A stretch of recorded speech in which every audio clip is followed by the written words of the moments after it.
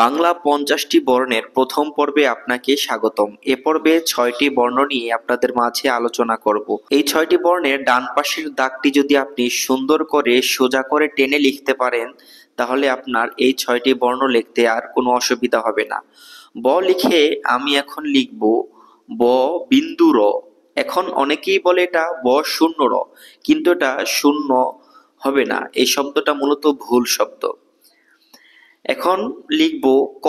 ক লেখার জন্য আপনাকে সুন্দর করে মাত্রার নিচ থেকে একটি ব এভাবে লিখে দেব। এখন বয়ের উপর থেকে সুন্দর করে একের মতো এভাবে ঘুরিয়ে দেব, তাহলে আমাদের ক বর্ণটি হয়ে গেল। এখন আমি ঝ লিখব।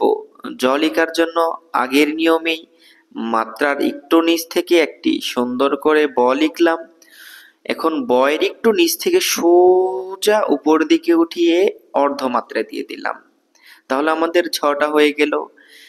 আপনি যদি এখন রি লিখতে চান, রি লেখার জন্য আপনাকে সুন্দর একটি মাত্রা ছাড়া ব লিখতে হবে। জয়ের মতো এইভাবে উঠিয়ে সুন্দর অর্ধমাত্রা দিয়ে দেব।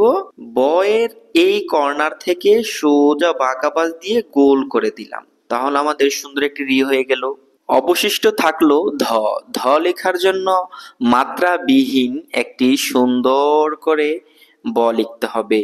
উপরে যেই মার্জিনটা আছে, মার্জিনের নিচ থেকে বাঁকা বাঁশ দিয়ে ধয়ের মাঝামাঝি মিলিয়ে দেব, অর্ধমাত্রা দিয়ে দিলে আমাদের দ বর্ণটি হয়ে গেল।